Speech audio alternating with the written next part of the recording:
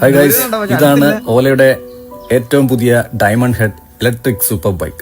2023 ഇതിന്റെ ഒരു prototype model അവർ display ചെയ്തിരുന്നു. ഇപ്പോൾ ഇത് പ്രൊഡക്ഷൻ റെഡിക്ക് മുമ്പുള്ള വർക്കിംഗ് കണ്ടീഷനിലുള്ള ഒരു കോൺസെപ്റ്റ് മോട്ടോർ സൈക്കിളാണിത്. അപ്പൊ ഇത് ലോഞ്ച് ചെയ്യുന്നത് 2027 ഇതിന്റെ പ്രൈസ് സ്റ്റാർട്ട് ചെയ്യുന്നത് 5 ലക്ഷത്തിലായിരിക്കും.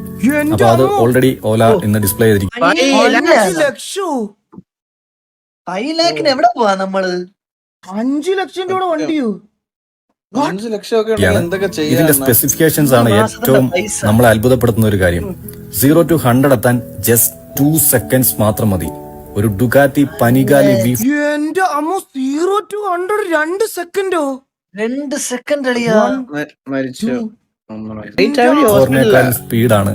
ആക്സിലറേഷൻ നോക്കുകയാണെന്നുണ്ടെങ്കിൽ അത്രയ്ക്കും ഭീകര പവർ ഡെലിവറി ആയിരിക്കും. ആക്റ്റീവ് ആയിട്ടുള്ള എയറോഡൈനാമിക് സിസ്റ്റം കൊടുത്തിട്ടുണ്ട്. ഹബ് സെന്റർഡ് ആയിട്ടുള്ള ഒരു സ്റ്റിയറിംഗ് വീലാണ്.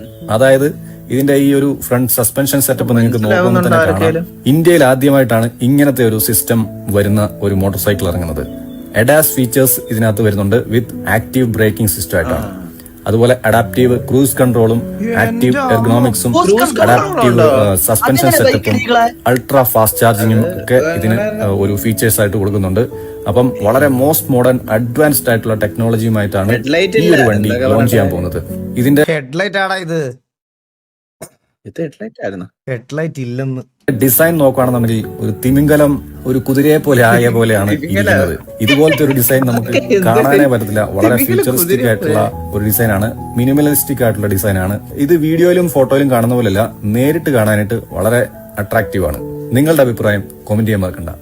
10 ലക്ഷം രൂപയുടെ സീനാന്റെ അടുത്ത ആളാ പറയണെന്നോ?